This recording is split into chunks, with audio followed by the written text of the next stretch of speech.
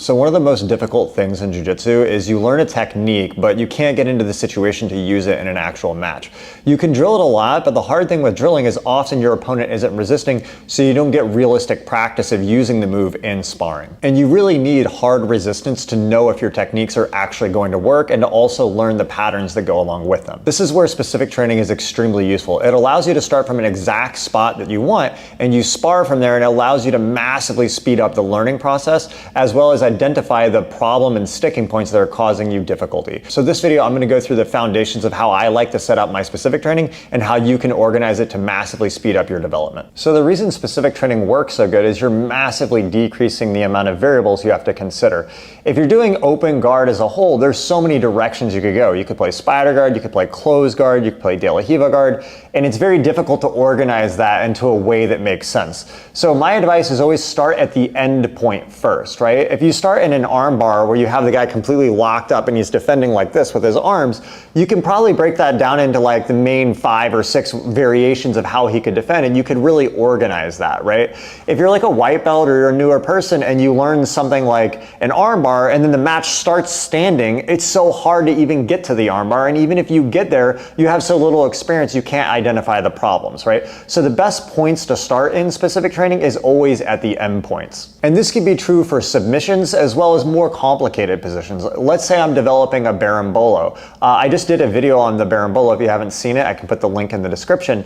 But like if you're entering the berimbolo inverting, there's a lot of difficulty in that. So the best idea within the berimbolo is to start in the end points of the position, the last stage that you would get to that you can control, and work your way backwards, because it's always going to be less variables. And then as you know those well, then the positions preceding them will be much easier to develop on. So my usual recommendation is, as you've learned an end point position, say starting in the armbar or finishing from the mount, you always want to take one step back. So if you can finish the armbar from closed guard, then start from another position, like say a high guard position. And then from there you can start building forward, and always try to work your way backwards. So now I want to talk a little bit about how to organize the specific training itself. So once you pick a topic you want to work on, be it side control escape or finishing the triangle choke, whatever it is, there's a few different ways I will use specific training. So one is like just sparring with no kind of thinking, reflection, conversation. I just start in the position and I spar from there a lot, and I'll spend a lot of time. And I almost view that it's like you're collecting raw data, right?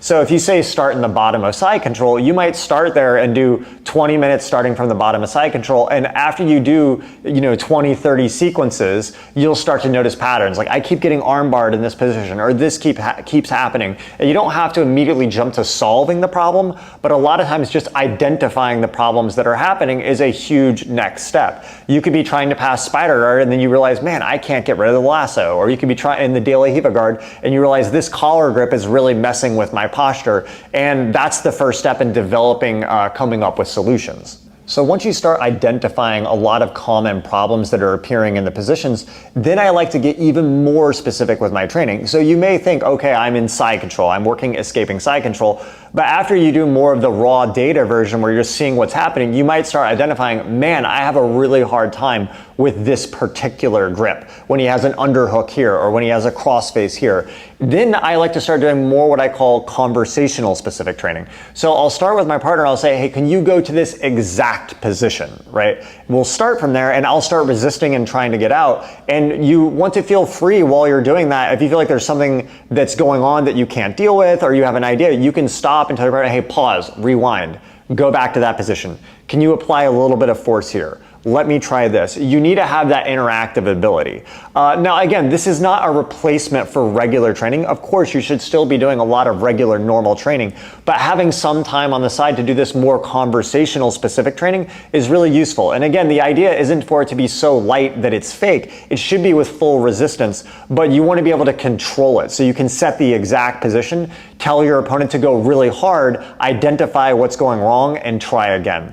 This leads to another idea, which is after you do your sequences, it can be, and by sequence I mean after you make one attempt at escaping or finishing the armbar, for example, you can do a short reflection period afterwards to come up with an idea like, maybe if I grab here, it'll be a little better. Maybe if I put my hip like this, it'll work a little bit stronger. Playing with ideas like this. Also, sometimes when you finish the entire session, I always have time, like 10, 20 minutes aside, where I take notes and write down ideas about things that were working good, what was working bad, because you're gonna get better when you reflect, you think, and you try new ideas. So the idea of specific training is to both get you raw data in the position to identify the problems, but then also to give you like a lab that you can repeatedly cycle and test new ideas to see what is working and what is not.